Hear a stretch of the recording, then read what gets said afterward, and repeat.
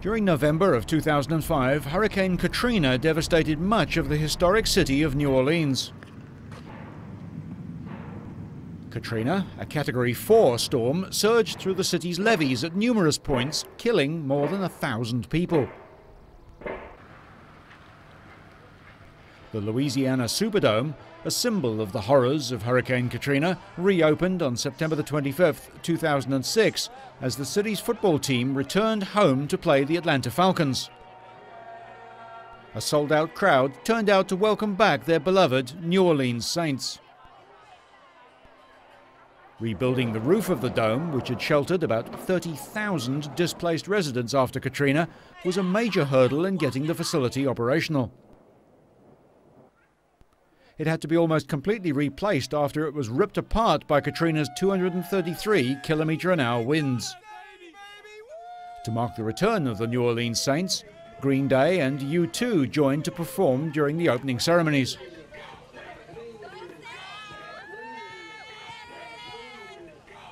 In the wake of the storm, one of the worst on record, a new storm has loomed in the form of how to rebuild and resettle the area.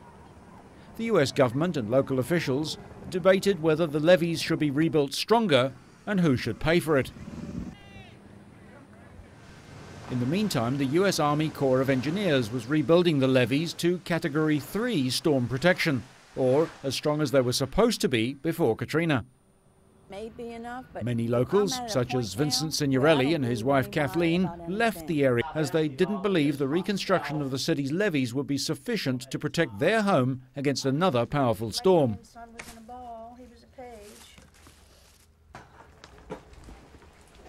Rebuilding the levees to withstand a Category 3 hurricane would cost taxpayers $1.3 billion and raise levee walls to 5 meters high in some places.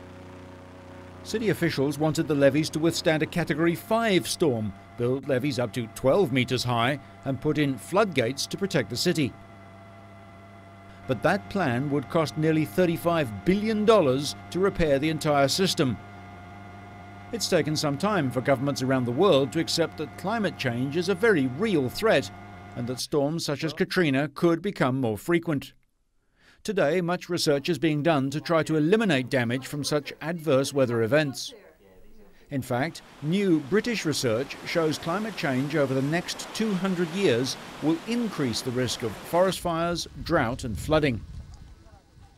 The Quest team at Bristol University believe the findings should alert policymakers to take greater steps to reduce global warming. They predict an increase in temperature of 3 degrees could increase the risk of flooding in one area and create drought conditions elsewhere. The rising temperature will also increase the risk of forest fires, and increasing heat will have a growing impact on the level of carbon dioxide being emitted into the atmosphere. The British researchers believe policymakers should take heed of their findings and implement strategies to reduce carbon dioxide emissions to prevent the long-term impact of increased greenhouse gases and cut the risk they pose to the future of the planet. 6 months after Hurricane Katrina brought unprecedented death and destruction to New Orleans, the city's people rallied to celebrate Mardi Gras week. The organizers said it was an important step in the city's healing process. Mardi Gras has been an integral part of the character of New Orleans for more than 100 years. It's a week when residents and tourists take to the streets to watch spectacular parades and drink spectacular amounts of beer. Local residents said the first celebration after the storm had brought people together in a special way after they had shared the tragedy of Hurricane Katrina.